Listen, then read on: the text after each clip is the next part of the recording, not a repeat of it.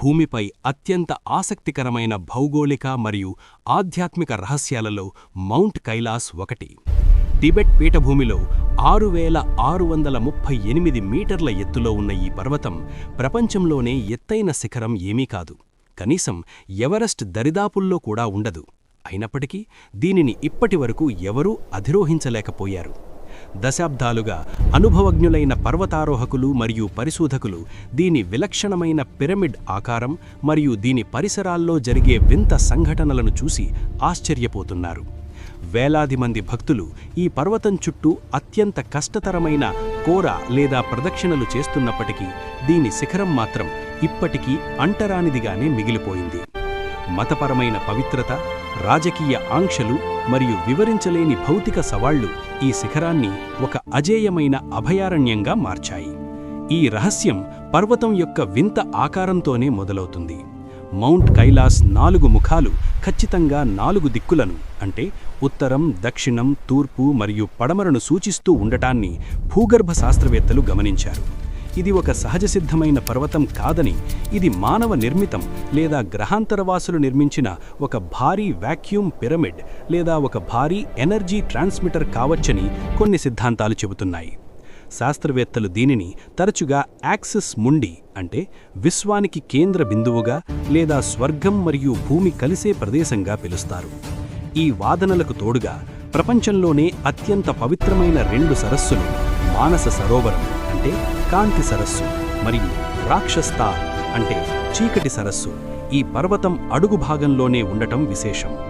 మతపరమైన కోణంలో చూస్తే ఈ పర్వతాన్ని ఎక్కడంపై కఠినమైన నిషేధం ఉంది. హిందువులకు ఇది పరమశివుని నివాసం, బౌద్ధులకు డెమ్చోక్ నిలయం, జైనులకు రిషభదేవుడు మోక్షం పొందిన ప్రదేశం మరియు బోన్పో మతస్థులకు ఇది మొత్తం ఆధ్యాత్మిక శక్తికి మూలం. ఈ శిఖరాన్ని ఎక్కడం పవిత్రతను భంగంపరచడమేనని ఈ అన్ని మతాల నమ్మకం. పురాణాల ప్రకారం మిలరేపా అనే ఒక పురాతన సన్యాసి మాత్రమే ఈ శిఖరాన్ని చేరుకోగలిగారు. ఆ తర్వాత దేవతలకు ఆటంకం కలిగించవద్దని ఆయన ఇతరులను హెచ్చరించారు.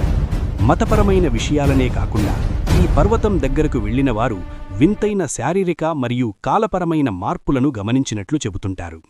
పర్వతారోహకులు చెబుతుంటారు, ఈ పర్వతం దగ్గర గడిపిన కొద్ది గంటల్లోనే జుట్టు మరియు గోర్లు విపరీతంగా పెరగడం వంటి వేగవంతమైన వృద్ధాప్యం సంకేతాలు కనిపిస్తాయని.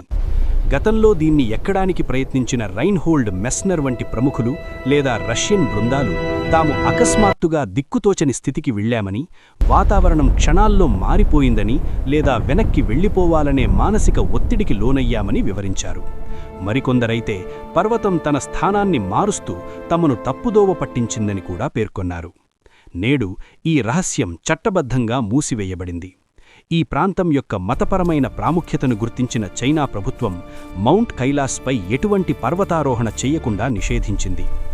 ఆధునిక తాంత్రికతతో పర్వతాన్ని ఎక్కడం సాధ్యమే అయినప్పటికీ రాజకీయ అడ్డంకులు మరియు ఆ పర్వతం చుట్టూ ఉన్న ఆ శాపం లేదా అభౌతిక శక్తి కారణంగా కైలాస్ శిఖరం నేటికీ ఎవరికీ సాధ్యపరని శిఖరంగానే నిలిచిపోయింది. మన ప్రపంచంలోని కొన్ని ప్రాంతాలు మానవ అహంకారంతో జయించడానికి కాదు, కేవలం దూరం నుండి గౌరవించడానికే ఇది మనకు గుర్తు చేస్తుంది.